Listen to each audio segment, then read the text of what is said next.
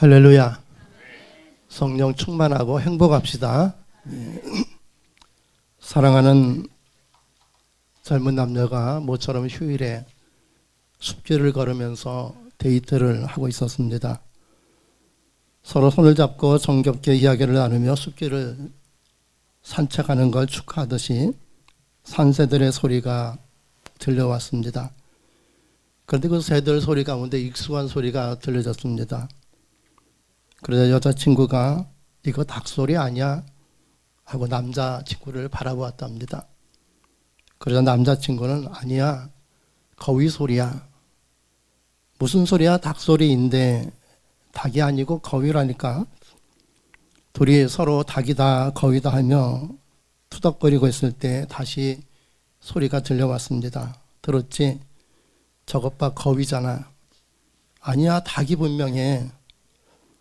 남자친구는 분명히 거위인데 닭이라고 자꾸 우게 되는 여자친구에게 슬그머니 화를 내며 말했습니다. 이 친구가 정말 잘 생각해봐. 저건 닭이 아니라 거위라니까. 남자친구의 목소리가 점점 커지고 있을 때 또다시 소리가 들려왔습니다. 그러자 여자친구가 눈물을 글썽이며 말했습니다. 맞잖아, 닭이잖아. 울먹이며 말하는 여자친구를 본 남자친구가 얼른 표정을 바꾸고 부드럽게 말했답니다. 그러네. 가만히 생각해 보니 닭소리네. 미안해, 내 말이 맞았어. 저건 닭이야. 그래서 여자친구의 표정이 금방 밝아졌다는 이야기입니다. 여러분, 닭소리냐 오리소리냐가 중요한 게 아니라 중요한 건 두 사람의 관계입니다. 소리의 진실이 중요한 게 아니라 두 사람의 관계가 중요하다는 것입니다. 세상에 이렇게 진실보다 더 중요한 것들이 있습니다. 그건 바로 상대방을 배려하는 마음입니다. 진실이라는 이름으로 상대방의 마음을 상하게 하고 관계를 깨뜨리는 게 아니라 진실을 알게 상대방의 마음을 헤아리고 진실을 깨닫게 될 때까지 기다려주는 마음이 필요하다는 것입니다. 그래서 진실보다 중요한 건 바로 상대방의 마음을 헤아려주는 바로 그 따뜻한 마음입니다. 저는 이것을 건강한 섬김이다 이렇게 이야기하고 싶습니다. 여러분, 교회는 이처럼 건강한 섬김이 있어야 합니다. 왜냐하면 우리 예수님께서 그렇게 하셨기 때문입니다. 예수님은 진실만을 말하신 분이십니다. 그래서 예수님은 요한복음 14장 6절에 나는 곧 진리다 라고 말씀하셨습니다. 그러므로 예수님이 말씀하신 모든 것은 다 진리입니다. 예수님이 말씀하신 모든 것은 다 진실이라는 말씀입니다. 그럼에도 불구하고 예수님은 진실되지 못한 우리들을 어떻게 대하셨습니까? 진실하지 못하다고 우리를 외면하셨습니까? 진실하신 예수님께서 진실되지 못한 죄인인 우리들을 외면하셨습니까? 오히려 주님은 진실하지 못한 우리들을 찾아오셨습니다. 그리고 주님은 진실하지 못한 우리의 마음을 누구보다도 헤아려 주신 분이십니다. 진실하지 못한 우리를 품어주셨습니다.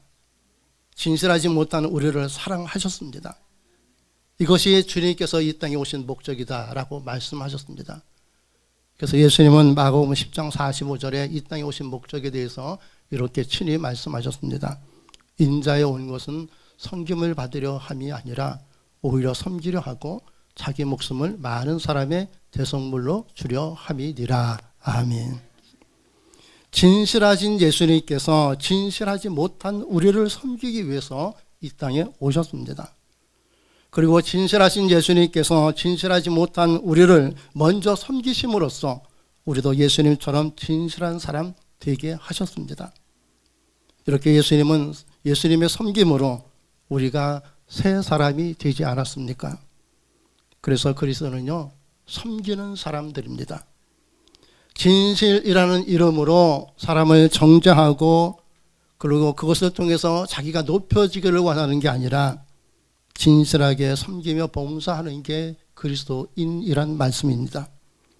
왜냐하면 우리는 주님 때문에 영화롭게 되었기 때문입니다. 주님께서 우리를 섬기셨기 때문에 우리가 영화롭게 되었다는 말씀입니다. 그러므로 그리스도인은 주님을 영화롭게 하겠다는 마음으로 살아야 됩니다. 나의 영화를 위해서, 나의 영광을 위해서 사는 것이 아니라 주님께서 진실되지 못한 나를 붙드시고 나를 진실되게 하셨고 나를 영화롭게 하셨기 때문에 내가 이제부터는 주님을 영화롭게 하겠다는 마음으로 살아가는 게 그리스도인이란 말씀입니다. 교회에서나 세상에서나 무엇을 하든지 그리스도인은 주님을 영화롭게 하겠다는 이 마음으로 살아야 합니다. 여러분, 주님을 영화롭게 한다는 건 주님의 이름으로 서로 섬기는 것입니다. 그래서 성경은 골로새서 3장 23절에 이렇게 말씀하셨습니다. 무슨 일을 하든지 마음을 다하여 주께 하듯 하고 사람에게 하듯 하지 말라. 아멘. 이 말씀은요, 예를 든다면 이런 겁니다. 남편을 남편으로 대하지 말고 남편을 주님처럼 대하는 겁니다. 그러면은 하나님은 남편이 아내를 주님이 사랑하는 것처럼 사랑하게 하십니다. 아내 역시 아내로 대하지 말고 아내를 주님처럼 대하라는 겁니다. 그러면 하나님은 아내가 남편을 주님을 사랑하는 것처럼 사랑하게 하십니다. 자식을 대할 때도 마찬가지고 부모를 대할 때도 마찬가지입니다. 우리가 일을 할 때도 주께 하듯이 해야 합니다. 내가 하는 이 일을 통해서 하나님의 영광이 될 수 있도록 어떻게 하면 하나님의 영광이 될까를 생각하고 그 일을 하는 것이, 그것이 바로 하나님을 영화롭게 하는 것 아니겠습니까? 그러면은 그 일을 주님이 하시는 것임을 하나님은 반드시 보여주십니다.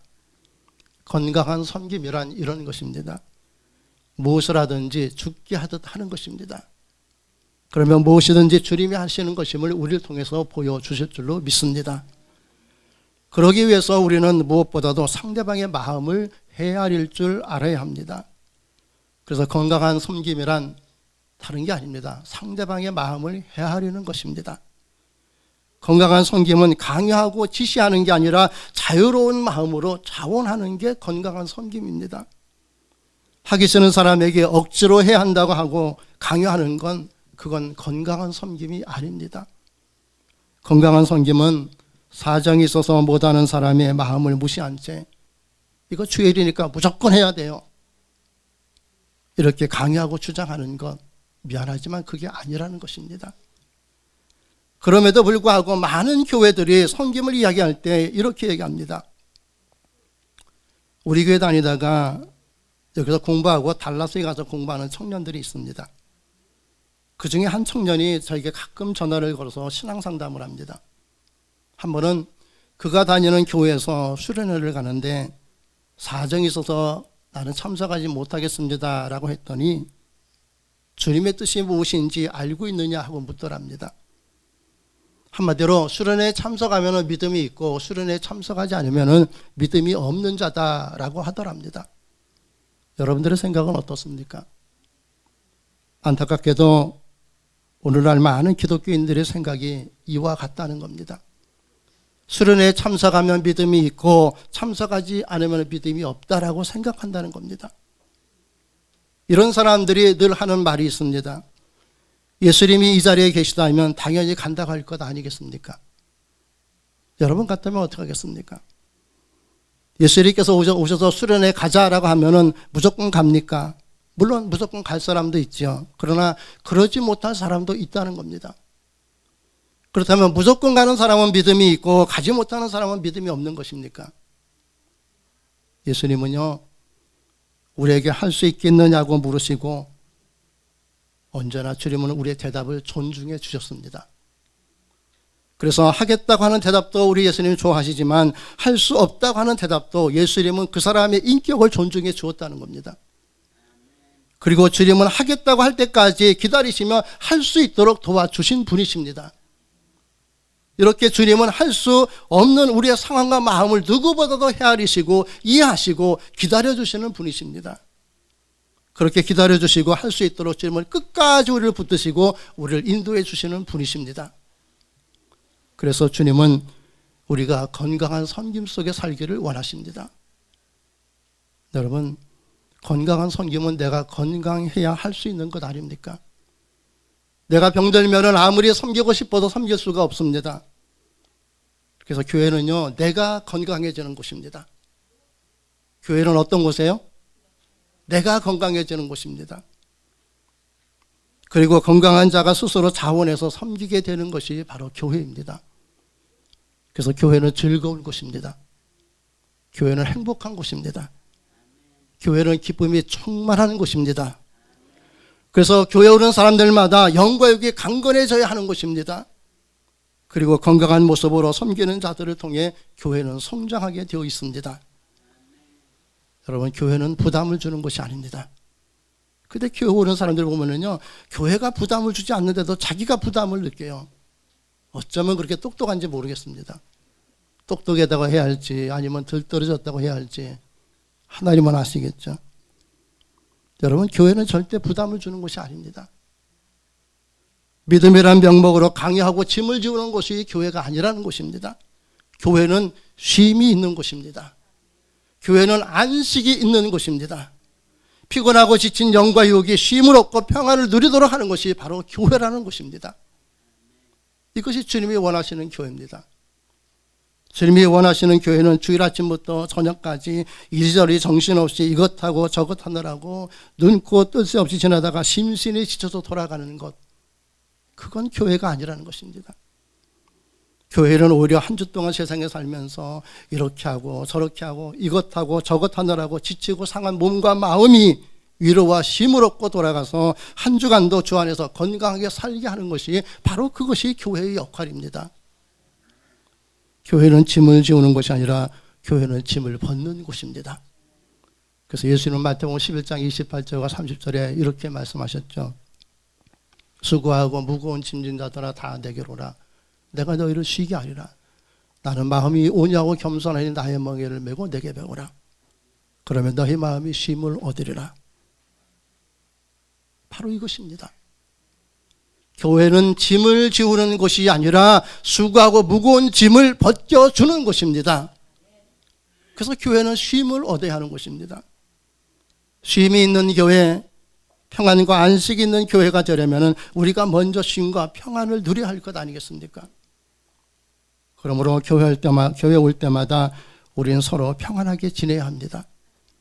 여러분, 성도들과 평안을 나누시기 바랍니다. 그리고 서로 섬기시기 바랍니다. 상대방을 배려하시기 바랍니다.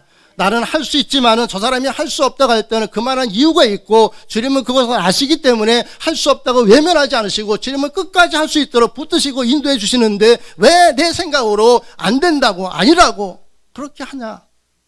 주님이 우리에게 물으신다면 뭐라고 하겠습니까? 여러분, 주님은 평안해야 합니다. 교회는 평안해야 합니다. 그리고 우리는 서로 상대방을 배려해야 합니다. 그러면 주께서 우리 모두에게 쉼을 주시고 평안케 하십니다. 이렇게 주님이 주시는 쉼과 평안이 있을 때 자원해서 섬기며 봉사하게 됩니다.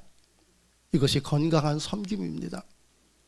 우리의 섬김은 이런 섬김이어야 합니다. 그러므로 우리 교회 오는 이들에게 우리가 제일 먼저 해야 할 것이 이것입니다. 편히 쉴 수 있게 해야 합니다. 평안한 마음을 갖도록 해야 합니다. 그래서 몸과 마음과 영혼이 쉼을 얻게 해야 합니다. 그렇게 쉼을 얻게 되면요, 스스로 자원하는 마음으로 섬기게 된다는 것입니다. 왜냐하면 하나님의 영이 그 마음과 생각을 다스려 건강한 섬김 속에 살게 하시기 때문입니다. 저희 교회 지금은 그런 사람이 없지만 저희 교회 새 교우가 오면은 제게 이런 말들을 하는 사람이 있었습니다. 저 사람은 목사님 교사하던 사람이에요. 저 사람은 목사님 성까지 하는 사람이에요. 그러니 목사님 억지로라도 교사 시켜야 되고요. 억지로라도 성가대 시켜야 돼요. 그래야 저 사람 우리 교회에 나옵니다. 여러분, 누구든지 교회 다니다가 우리 교회뿐만 아니라 교회를 옮기는 사람들은요, 일하러 온 사람들이 아니라 쉼이 필요한 사람들입니다.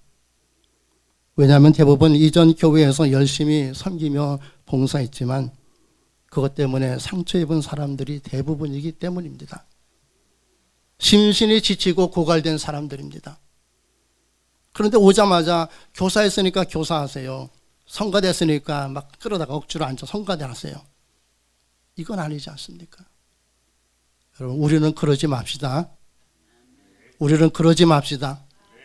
누가 오든지 그저 편히 쉬게 해야 합니다. 그렇게 쉼과 평안을 회복하면은 더 열심히 건강한 섬김을 스스로 실천하게 된다는 겁니다. 교회는 그 무엇보다도 먼저 쉼과 평안이 있어야 하는 곳입니다. 그래야 건강한 섬김 속에 살 수 있기 때문입니다. 그래서 말인데요, 한 가지 물어봅시다. 지난주에 설교 들으셨죠? 다 안 들으신 것처럼 대답 안 하시는데, 지난주 설교할 때 우리는 뭘 잘해야 된다고 했습니까? 인사를 잘해야 합니다. 누가 오든지 편히 쉬고 평안한 마음 갖도록 반갑게 인사하면 됩니다. 그리고 인사한 대로 축복하며 기도하는 게 그게 바로 건강한 섬김이라는 겁니다. 그러면 그들도 쉼과 평안을 통해서 믿음을 회복하고 우리와 함께 건강한 섬김 속에 살아가게 된다는 것입니다.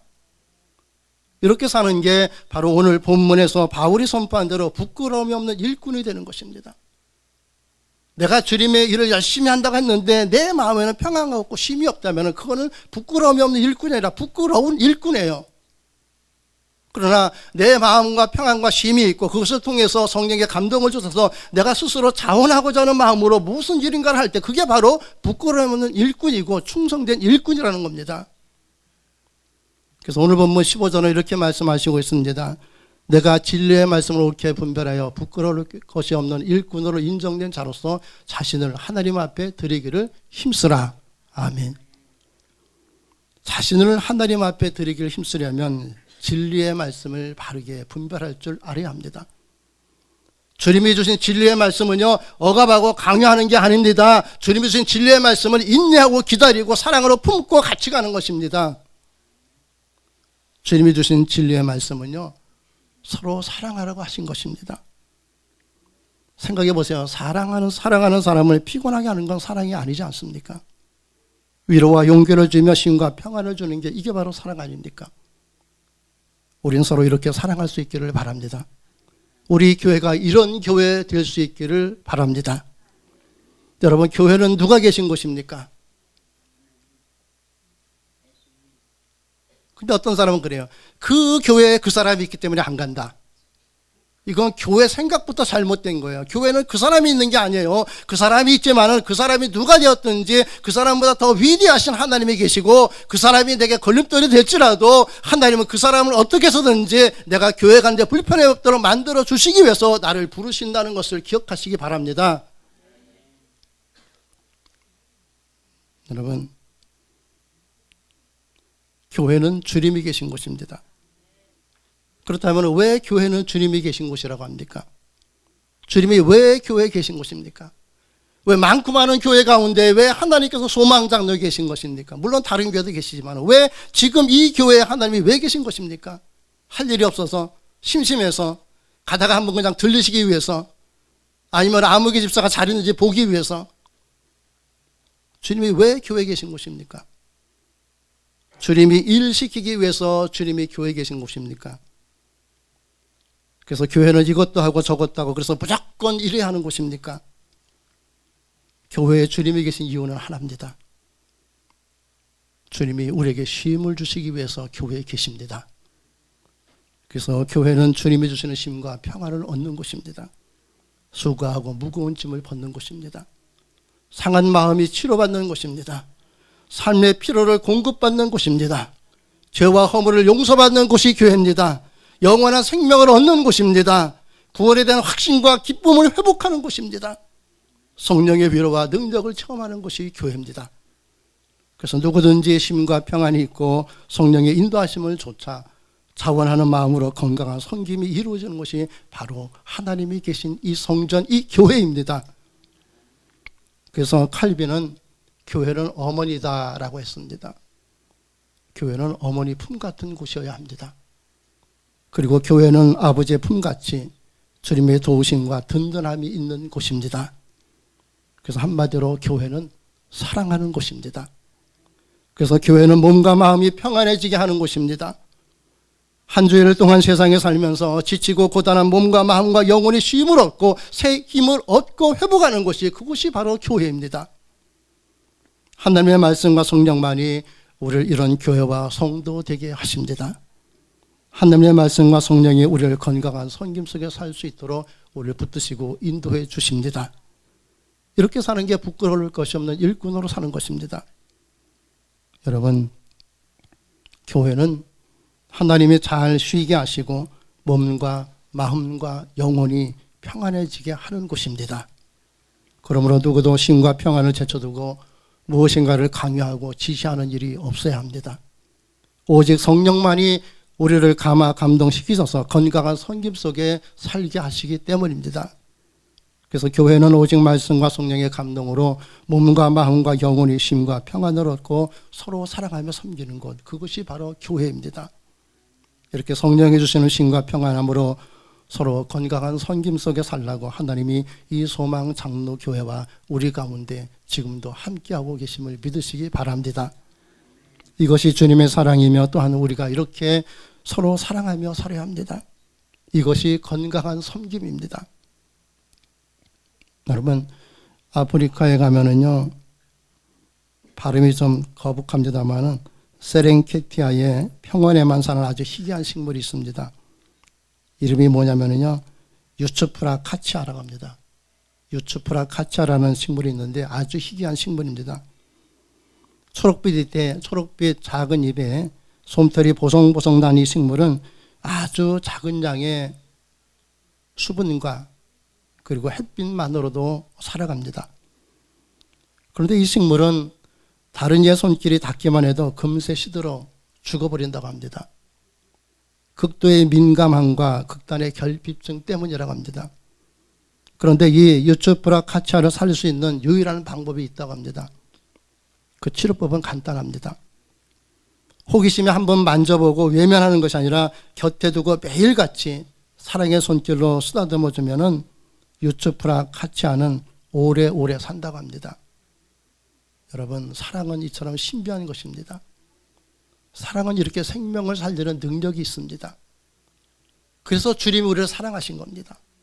우리를 억압하고 지시해서 이렇게 해라, 무조건 해라, 이게 아니라 우리가 할 수 없는 형편과 상을 하시고 배려하시고 인내하시고 기다려주시고 사랑으로 쓰다듬어 주시고 보듬어 주시고 그래서 우리를 살리게 하셨습니다. 주님은 지금도 우리를 곁에 두고 사랑으로 쓰다듬고 계십니다. 오늘도 주님이 계신 교회에서 잘 쉬라고, 그리고 평안한 마음을 가지라고 오늘도 주님께서 우리를 사랑으로 쓰다듬어 주십니다.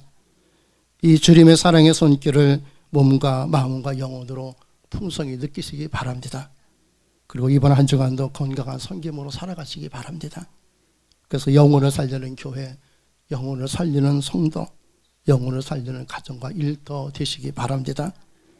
여러분, 교회는 누가 있는 곳이에요? 하나님이 있어요. 교회 오면은 뭐 해야 돼요?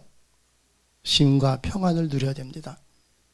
교회는 쉼과 평안을 얻는 곳입니다. 교회는 쉼과 평안을 얻고 한 주 동안 세상에서 믿음으로 승리하며 살게 하는 것이 바로 교회입니다. 여러분, 오늘 잘 쉬시기 바랍니다. 음식도 맛있는 거 준비 많이 했으니까 잘 드시고 푹 쉬시고 그리고 하나님 감사합니다 하고 돌아가시기 바랍니다. 그리고 한 주 동안 주님의 말씀 안에서 주님의 도우심으로 승리하시기를 바랍니다. 주 안에서 쉼과 평안을 얻은 자는 성령의 감동을 쫓아 더 주님을 섬기며 사랑하며 살게 됩니다. 이것이 건강한 섬김입니다. 그리고 건강한 섬김 속에 살도록 성도들이 주 안에서 쉼과 평안을 누리도록 하는 것이 바로 이 교회입니다. 이것이 소망 장로 교회이며 바로 여러분들입니다. 여러분, 오늘도 아버지 집에 왔으니 무조건 편히 쉬세요. 편히 쉬세요. 그러다 보면 하나님께서 뭔가 하고 싶은 마음에 감동을 줍니다. 그러면 그거 하시면 돼요. 주 안에서 평안 누리시기 바랍니다. 그러면 성령이 우리를 이끌어 건강한 섬김 속에 살게 하실 것입니다. 주님은 우리가 이런 성도, 이런 교회가 되도록 오늘도 우리에게 쉼과 평안을 주십니다. 세상에 놓아두지 않고 골치 아픈 세상, 힘든 세상, 고달픈 세상 놓아두지 않고 오늘 하나님의 성전에 부르셔서 하나님 앞에서 주님의 신심과 평안을 누리라고 주께서 오늘도 우리를 부르셨습니다. 여러분, 잘 쉬다 가시기 바랍니다. 평안한 마음 갖고 돌아가시기 바랍니다. 김희포 목사는 이상하네, 일하라고 안 하고 쉬라고 하니 이상하네. 이상한 게 아닙니다. 당연한 겁니다. 주님은 우리의 쉼을 주시기 때문입니다. 여러분이 잘 쉬어야지, 그래서 위로와 평안을 얻고 힘있게 살아야지 다른 사람들이 여러분을 통해서 주님을 만날 것 아니겠습니까? 교회 갔다 왔는데 힘들어 못 살겠다라고 하면 누가 교회 오겠습니까? 잘 쉬시기 바랍니다. 평안하시기 바랍니다.